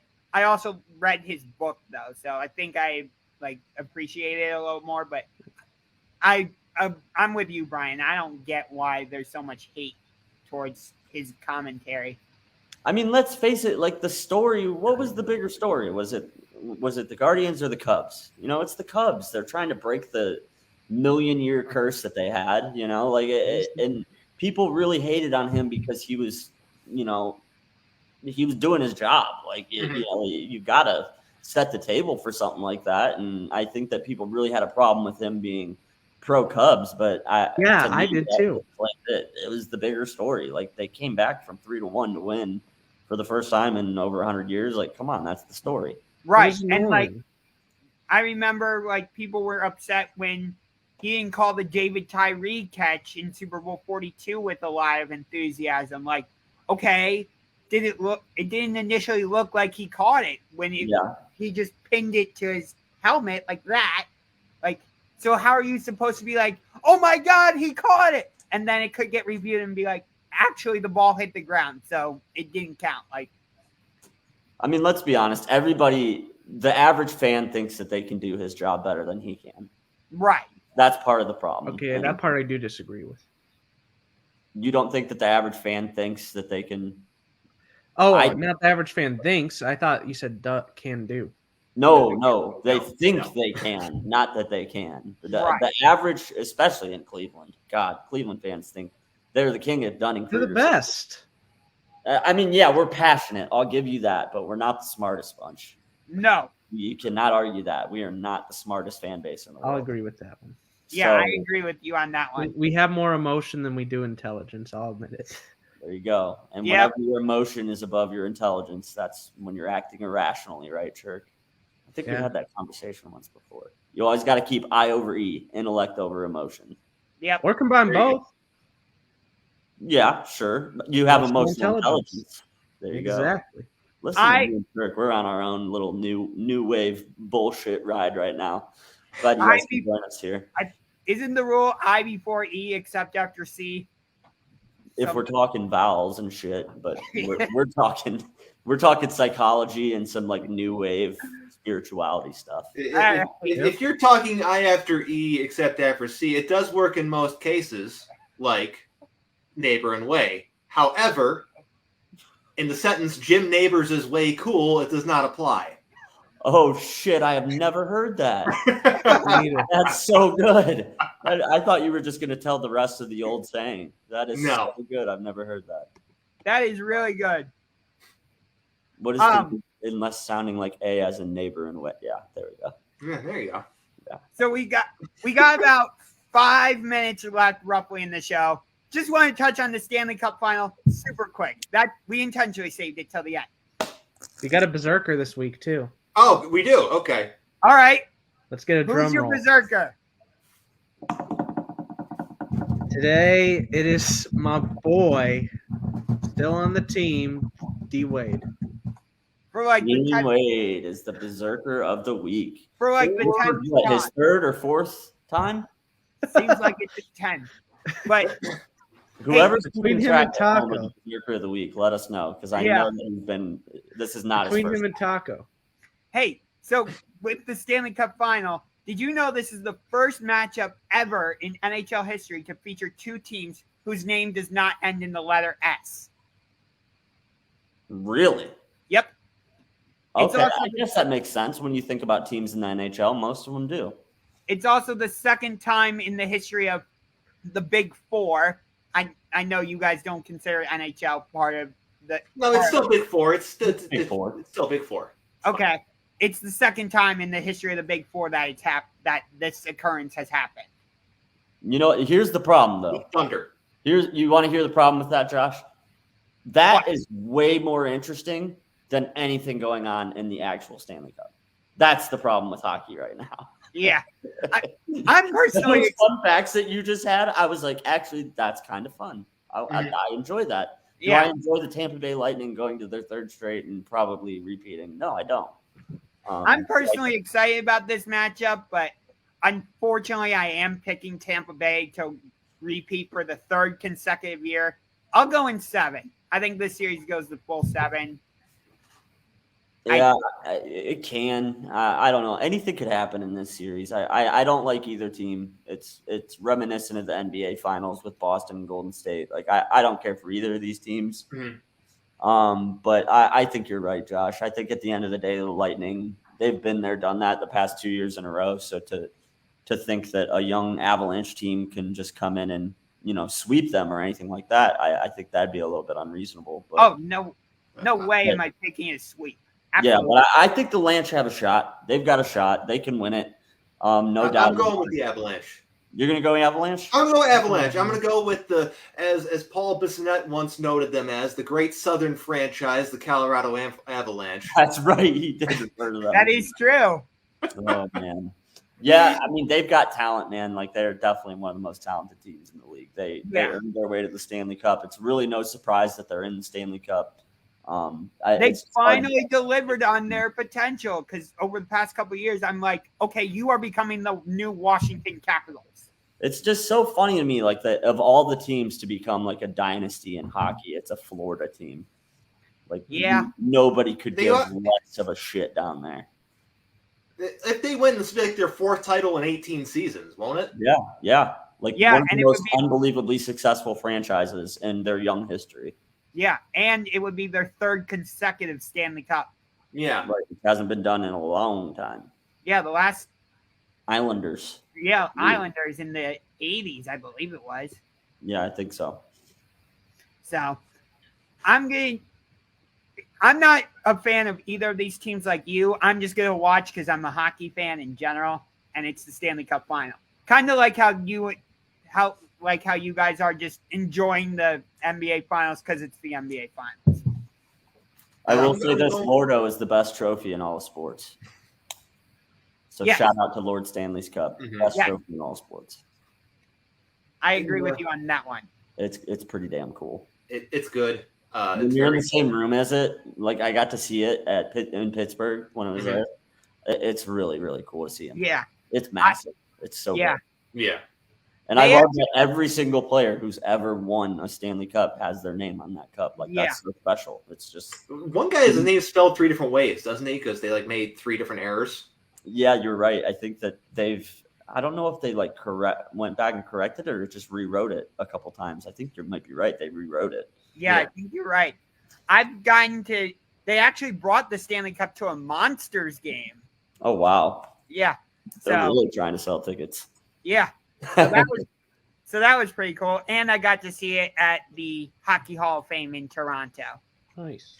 Hockey time's up, bro. Yep. 4 That's all I o'clock. wanted to spend on it. Nothing more. Any last thoughts? No, I'm ready for hockey and basketball to be over so we can be 100% all in on the Guardians. Yes. That's where I'm at with it. And I'm- Dean Wade. I am ready to be all in on the Guardians, and I'm ready to be all in on the Browns because once hockey and basketball are over, you know that's when it's time to start looking ahead to the football season. This is true. True. So thanks for tuning in. Make sure you subscribe to the So What's the Catch Facebook page. Like the So What's the Catch Facebook page. Instagram. Follow the Sports Room Talk Show on Anchor and Spotify. You will be able to listen to every episode of So What's the Catch on there. And make sure you listen to Guarding the Corner on This Is Believe Land. Nice job.